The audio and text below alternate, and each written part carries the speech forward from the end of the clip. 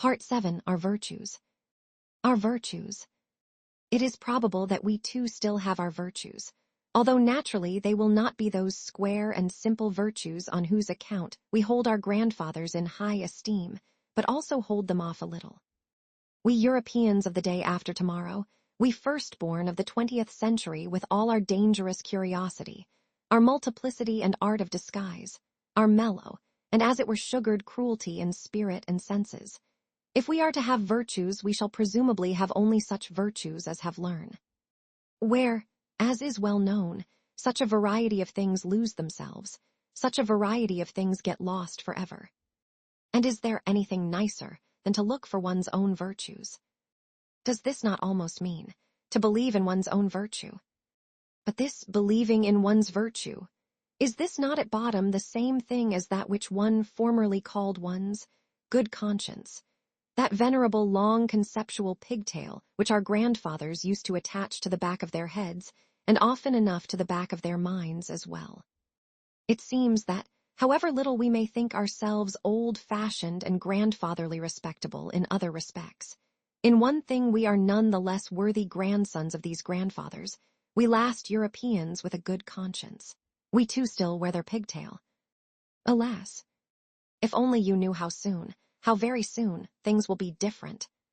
As in the realm of the stars, it is sometimes two suns which determine the course of a planet. As in certain cases suns of differing color shine on a single planet now with a red light, now with a green light, and sometimes striking it at the same time, and flooding it with many colors. So we modern. Love of one's enemies. I think that has been well learned. It happens thousandfold today on a large and small scale. Indeed, occasionally something higher and more sublime happens.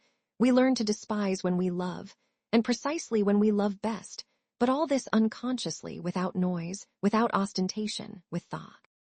Morality, as a posture, goes against our taste today. This too is progress.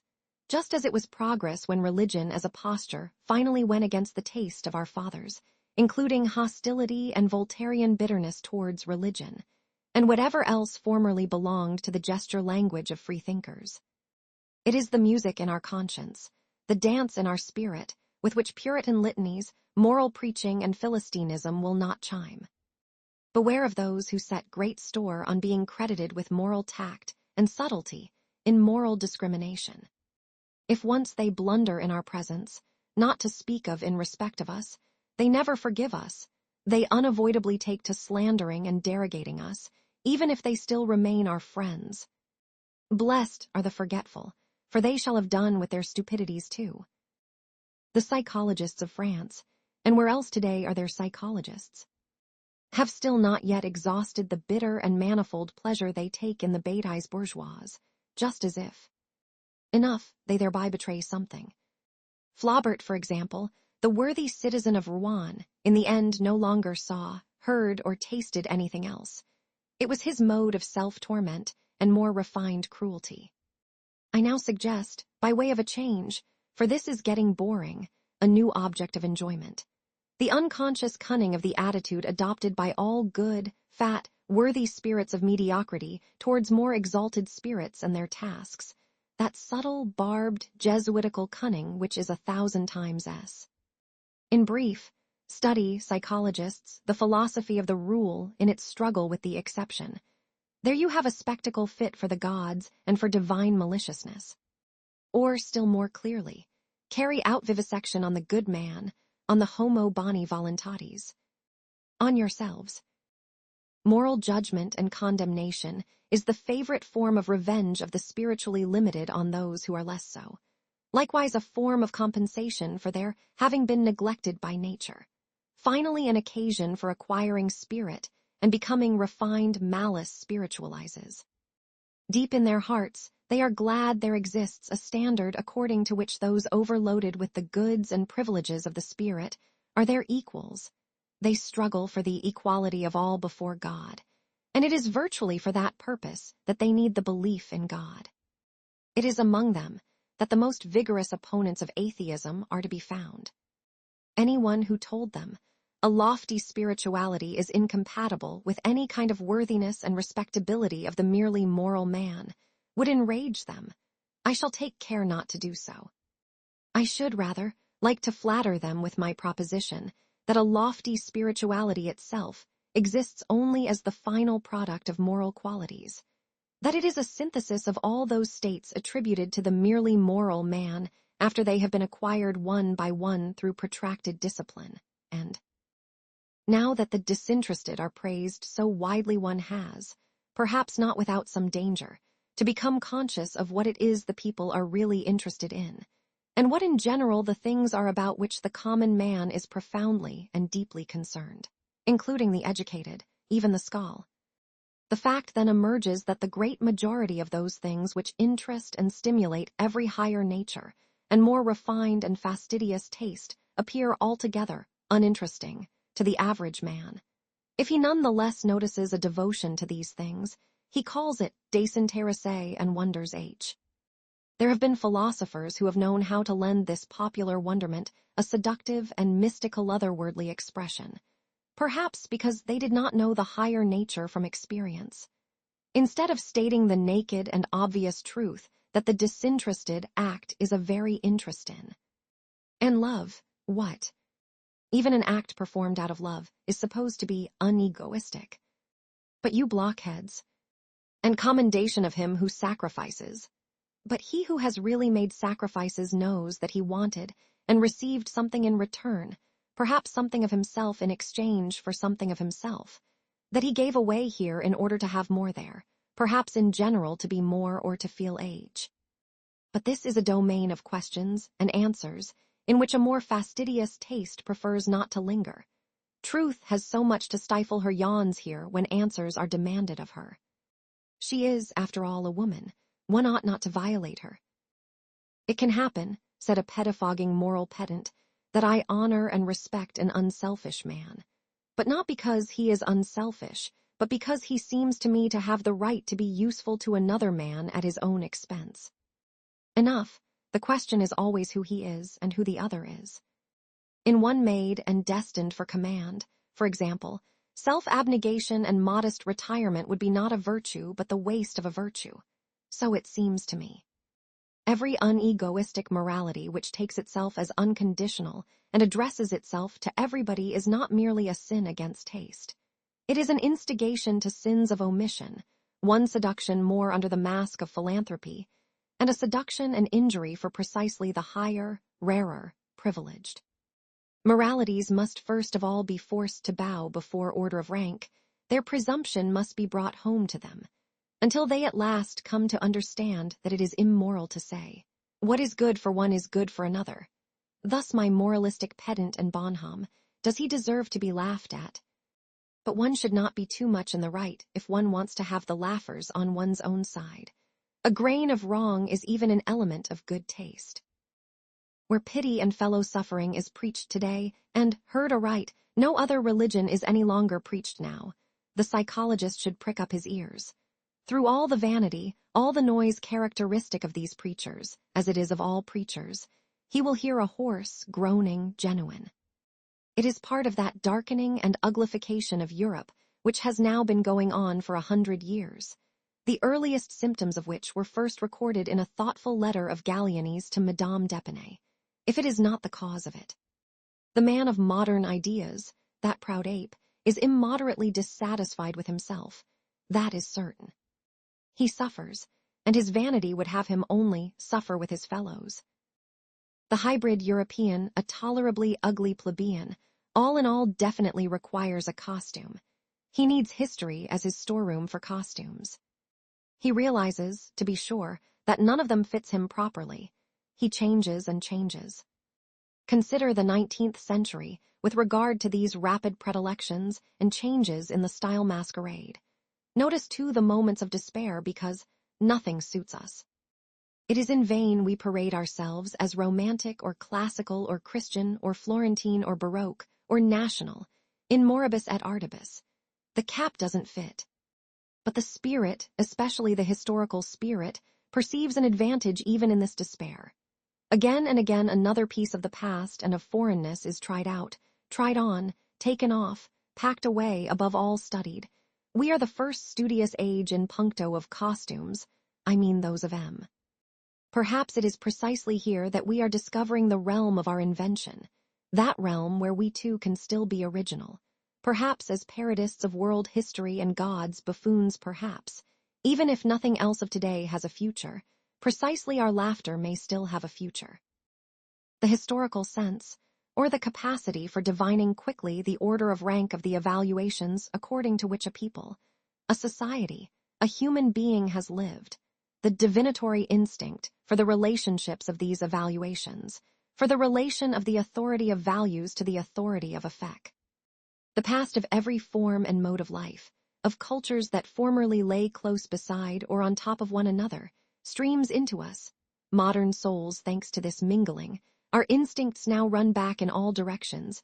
We ourselves are a kind of chaos. In the end, as I said before, the spirit perceive. Through our semi-barbarism in body and desires, we have secret access everywhere such as a noble age never had. Above all, the access to the labyrinth of unfinished cultures, and to every semi-barbarism which has ever existed on earth, and, in so far as the most considerable part of human culture high. We enjoy Homer again, for instance. Perhaps it is our happiest advance that we know how to appreciate Homer, whom the men of a noble culture, the French of the 17th century, for example, such as Saint Evremond, who reproached him for his esprit vaste, and even their dying echo, Voltaire, can. The very definite yes and no of their palate, their easily aroused disgust, their hesitant reserve with regard to everything strange, their horror of the tastelessness even of a lively curiosity, and in general that unwillingness of a noble and self-sufficient culture to admit to a new desire, a dis.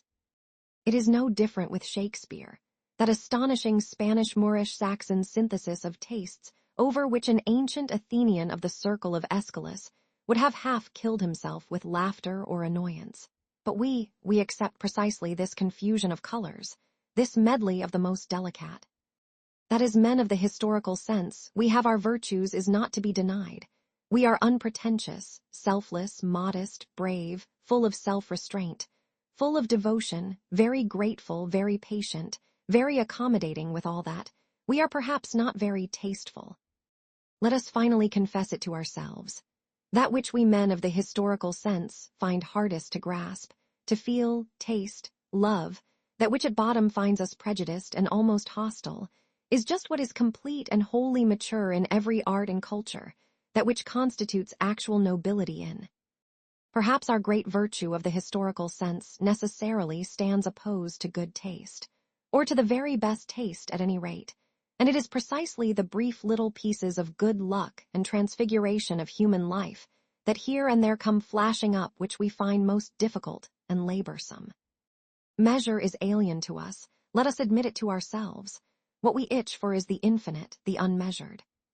Like a rider on a charging steed, we let fall the reins before the infinite. We modern men, like semi-barbarians, and attain our state of bliss only when we are most in danger.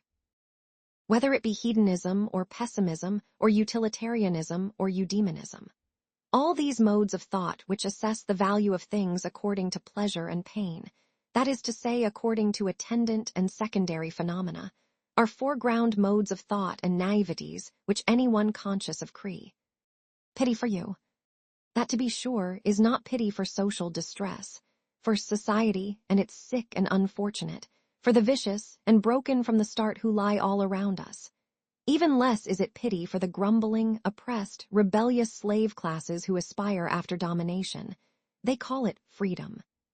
Our pity is a more elevated, more far-sighted pity. We see how man is diminishing himself, how you are diminishing him. And there are times when we behold your pity with an indescribable anxiety, when we defend ourselves against this pity, when we find your seriousness more dangerous than any kind of frivolity. You want, if possible, and there is no matter if possible, to abolish suffering, and it really does seem that we would rather increase it and make it worse than it has ever been. Well-being as you understand it, that is no goal, that seems to us an end. A state which soon renders man ludicrous and contemptible, which makes it desirable that he should perish. The discipline of suffering, of great suffering, Do you not know that it is this discipline alone which has created every elevation of mankind hitherto? That tension of the soul in misfortune which cultivates its strength, its terror at the sight of great destruction, its inventiveness and bravery in undergoing, enduring, interpreting, exploiting misfortune, and whatever of depth, mystery, mask, spirit, cunning, and greatness has been bestowed upon I. In man, creature and creator are united. In man there is matter, fragment, excess, clay, mud, madness, chaos. But in man there is also creator, sculptor, the hardness of the hammer, the divine spectator, and the seventh day. Do you understand this antithesis? And that your pity is for the creature in man, for that which has to be formed, broken, forged, torn, burned, annealed, refined, that which has to suffer and should suffer.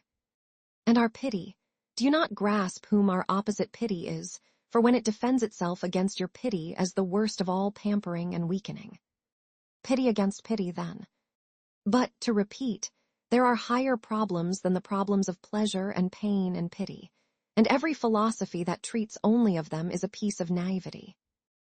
We immoralists, this world which concerns us, in which we have to love and fear, this almost invisible, inaudible world of subtle commanding, subtle obeying, a world of almost, in every respect, sophistical, insidious, sharp, tender. It is well defended, indeed, against clumsy spectators and familiar curiosity. We are entwined in an austere shirt of duty and cannot get out of it, and in this we are men of duty, we too. Sometimes, it is true, we may dance in our chains and between our swords. Often, it is no less true, we gnash our teeth at it and frown impatiently at the unseen hardship of our lot. But do what we will, fools and appearances speak against us and say, "These are men without duty." We always have fools and appearances against us. Honesty, granted that this is our virtue, from which we cannot get free, we free spirits. Well, let us labor at it with all love and malice and not weary of perfecting ourselves in our virtue, the only one we have. May its brightness one day overspread this aging culture, and its dull, gloomy s. And if our honesty should one day none the less grow weary, and sigh, and stretch its limbs, and find us too hard, and like to have things better, easier, gentler, like an agreeable vice, let us remain hard, we last of the Stoics. And let us send to the aid of our honesty whatever we have of devilry in us, our disgust at the clumsy and casual, our niddimer invetitum, our adventurer's courage, our sharp and fastidious curiosity, our subtlest, most disguised, most spiritual will to power and world overcoming which wanders av. It is probable that we shall be misunderstood and taken for what we are not. But what of that? People will say, their honesty is their devilry and nothing more. But what of that? And even if they were right, have all gods hitherto not been such devils grown holy and been rebaptized? And what do we know of ourselves, when all's said and done? And what the spirit which leads us on would like to be called, it is a question of names.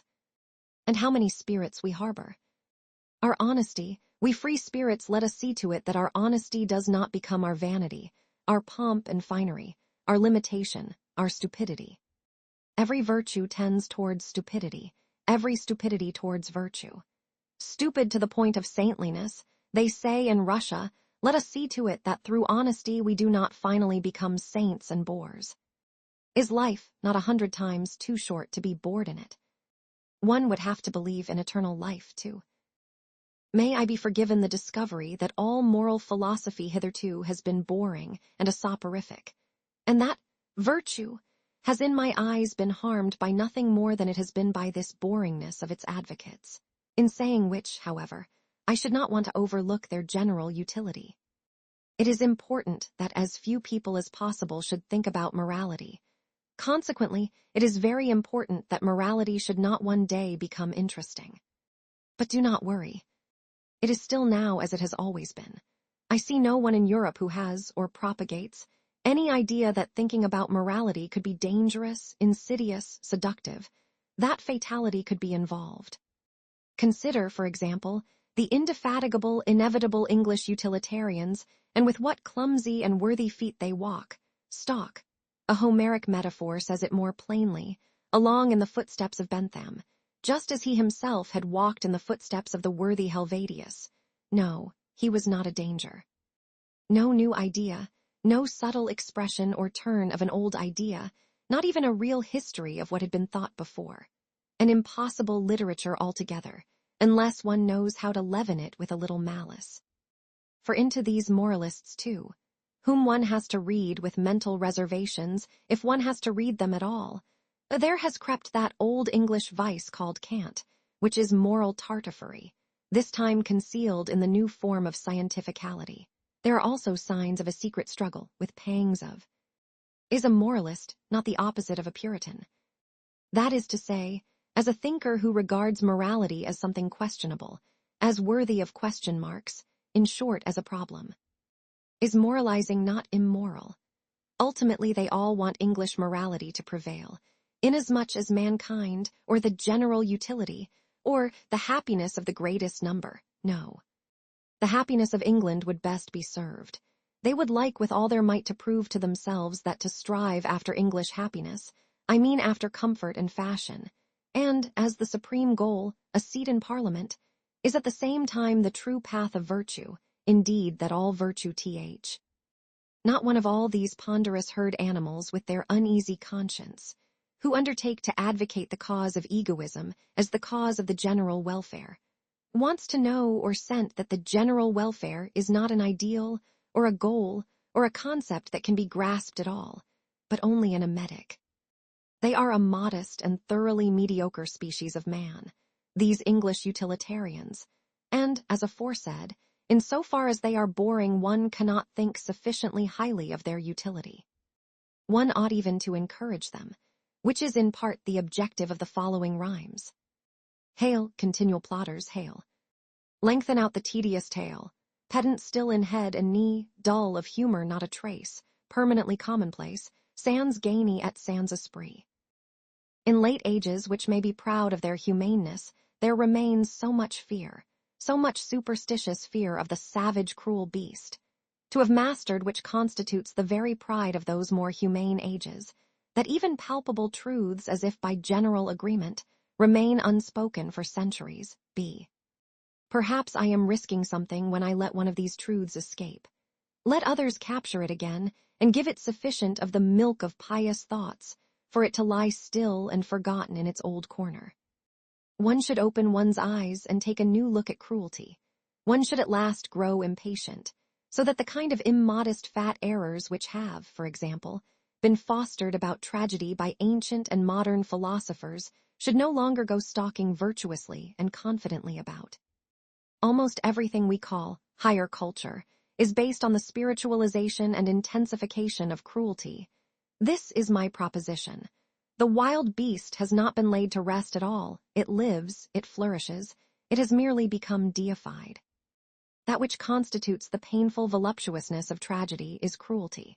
That which produces a pleasing effect in so-called tragic pity, indeed fundamentally in everything sublime up to the highest and most refined thrills of metaphysics, derives its sweetness solely from the ingredient of cruelty.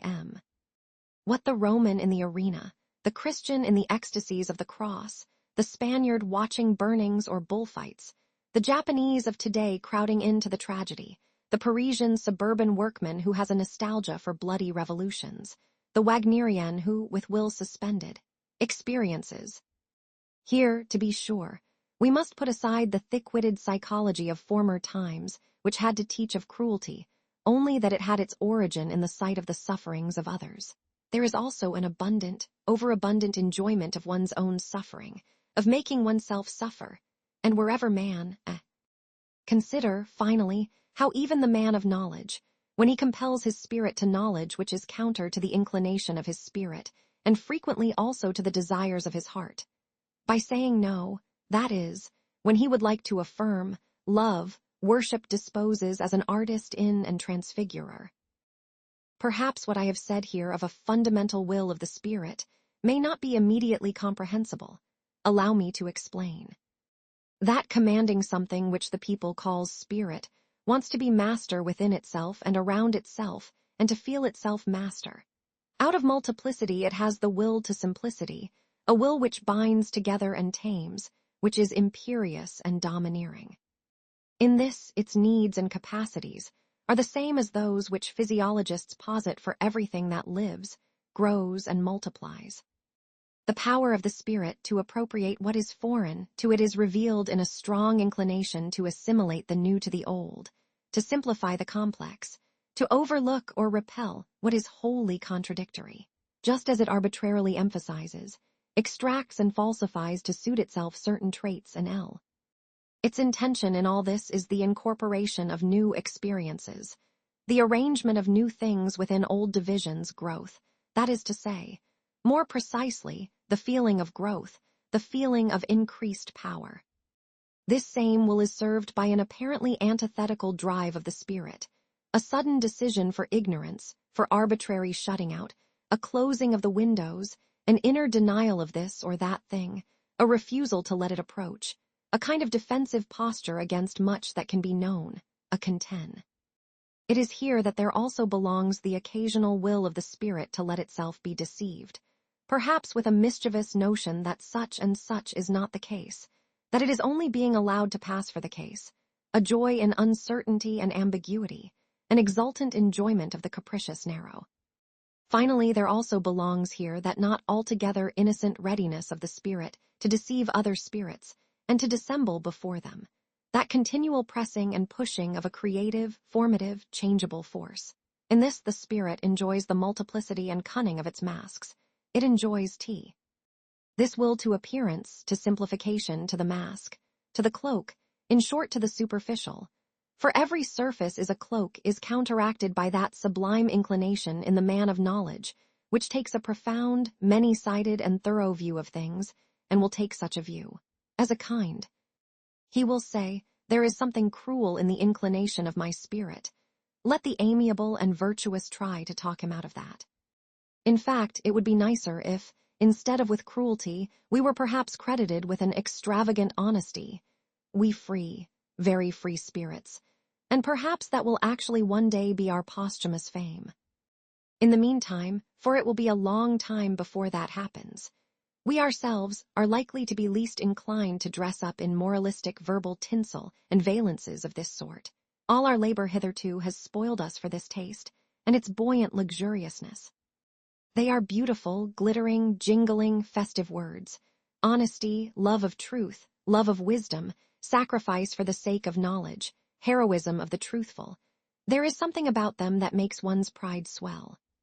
But we hermits and marmots long ago became convinced that this worthy verbal pomp too belongs among the ancient false finery, lumber and gold dust of unconscious human vanity, and that under such flattering colors and varnish too, the terrible basic text homo natura must again be discerned. For to translate man back into nature, to master the many vain and fanciful interpretations and secondary meanings which have been hitherto scribbled and daubed over that eternal basic text homo natura, to confront man henceforth with man in the way in which, hardened by the discipline of science, you are higher.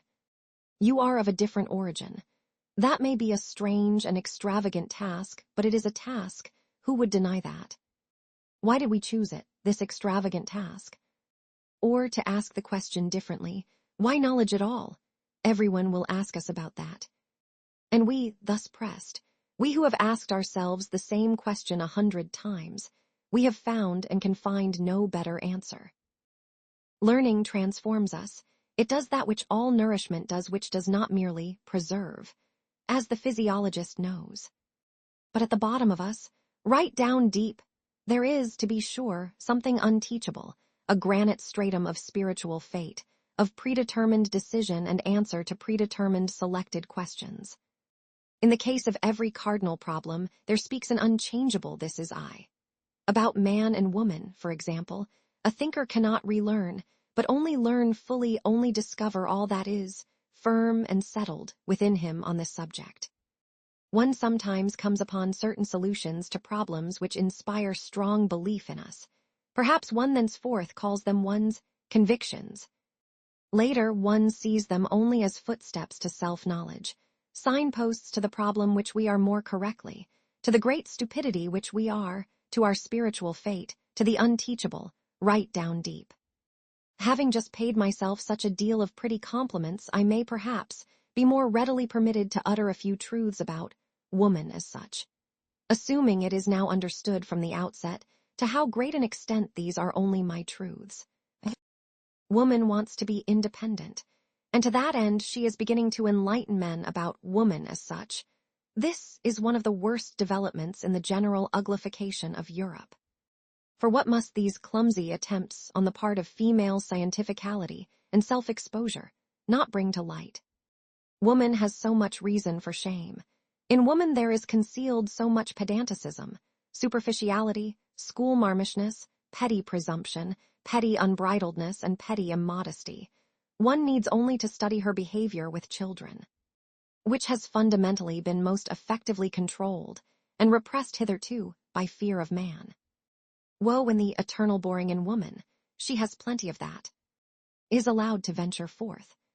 When she begins radically and on principle to forget her arts and best policy, those of charm, play, the banishing of care, the assuaging of grief and taking lightly, together with her subtle aptitude for agreeable desires. Already female voices are raised which, by holy Aristophanes, make one tremble. There are threatening and medically explicit statements of what woman wants of man. Is it not in the worst of taste when woman sets about becoming scientific in that fashion? Enlightenment in this field has hitherto been the affair and endowment of men. We remained among ourselves in this. And whatever women write about woman, we may in the end reserve a good suspicion as to whether woman really wants or can want enlightenment about herself.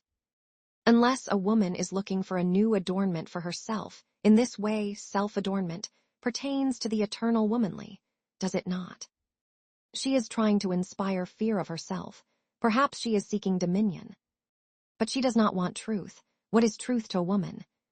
From the very first nothing has been more alien, repugnant, inimical to woman than truth. Her great art is the lie. Her supreme concern is appearance and beauty. Let us confess it, we men. It is precisely this art and this instinct in woman which we love and honor.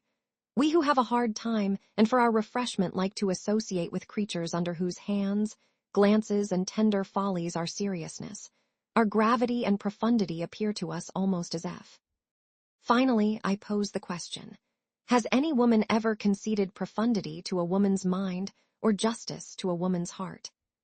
And is it not true that, on the whole, woman has hitherto been slighted most by woman herself, and not at all by us? We men want woman to cease compromising herself through enlightenment, just as it was man's care and consideration for woman which led the Church to decree, mulier tacet in ecclesia. It was to the benefit of woman when Napoleon gave the all too eloquent Madame de Staël to understand, mulier tacet in politicis. And I think it is a true friend of women who calls on them today, mulier tacet de mulier. It betrays corruption of the instincts, quite apart from the fact that it betrays bad taste, when a woman appeals precisely to Madame Roland or Madame de Staël or Monsieur George Sand, as if something in favor of woman as such were thereby demonstrated. Among men, the above-named are the three comic women as such, nothing more. And precisely, the best involuntary counterarguments against emancipation and female autocracy.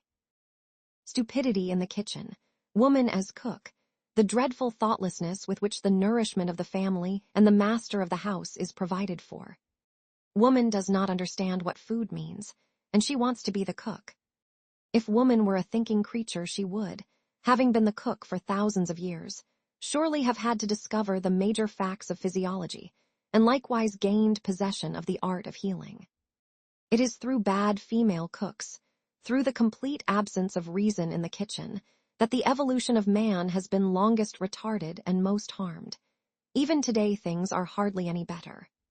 A lecture for high school girls. There are fortunate turns of the spirit, there are epigrams, a little handful of words in which an entire culture, a whole society is suddenly crystallized.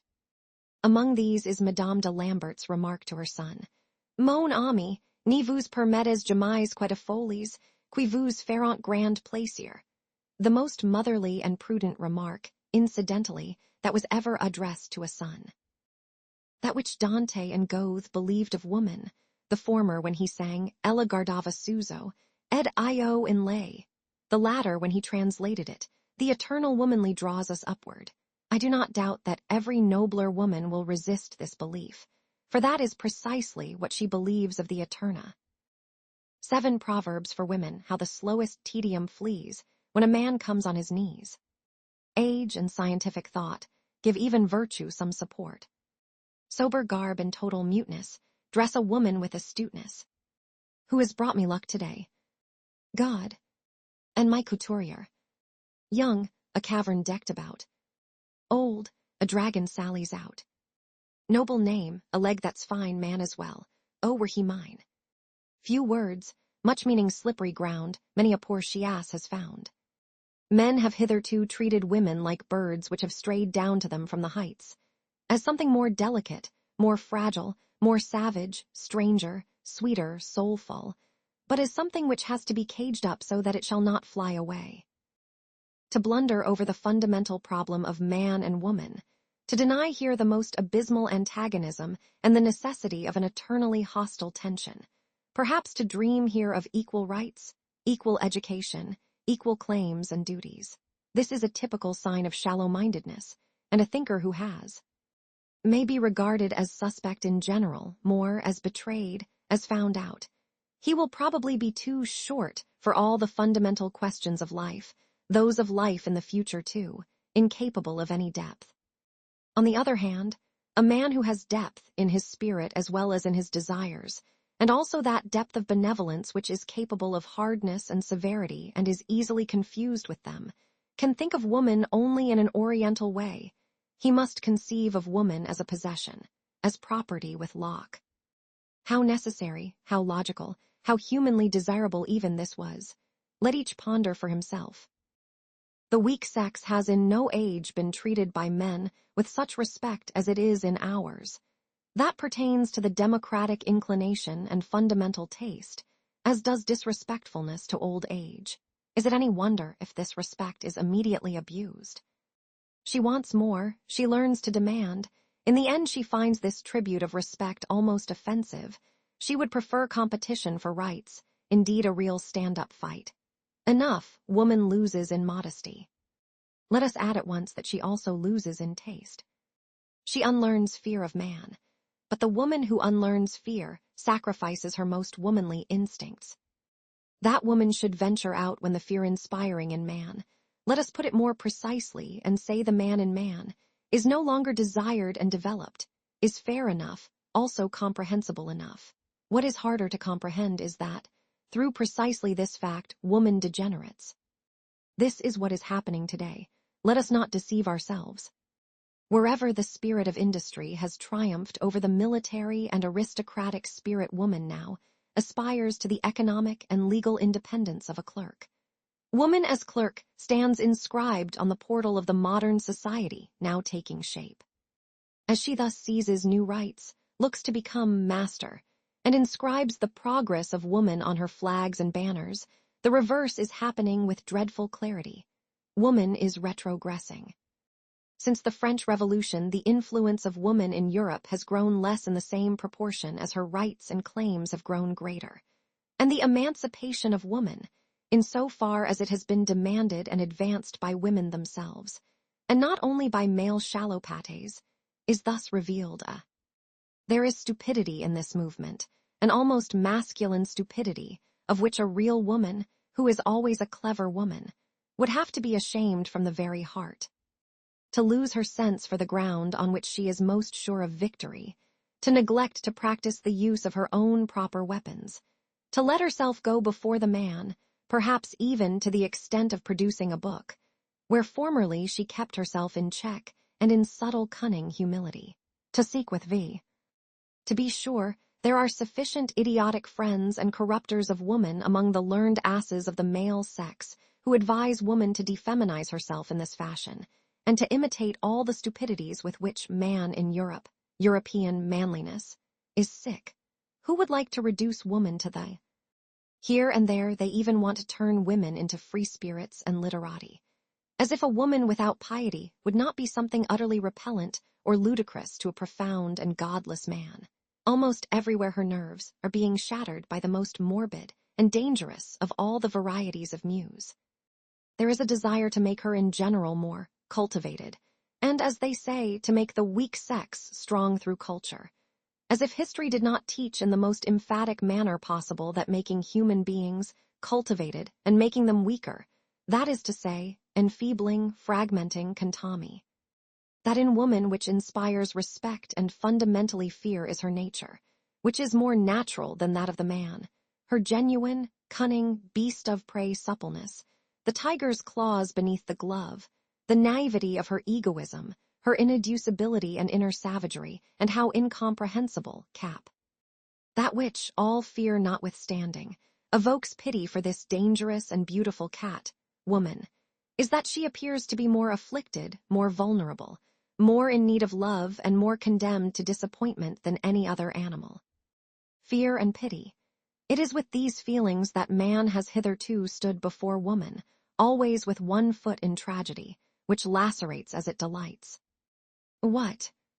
And is this now over with? And is woman now being deprived of her enchantment? Is woman slowly being made boring? Oh, Europe! Europe! We know the horned beast which always attracted you most, which again and again threatens you with danger. Your ancient fable could once again become history. Once again a monstrous stupidity could master you and carry you off. And no God concealed within it, no. Merely an idea, of modern idea,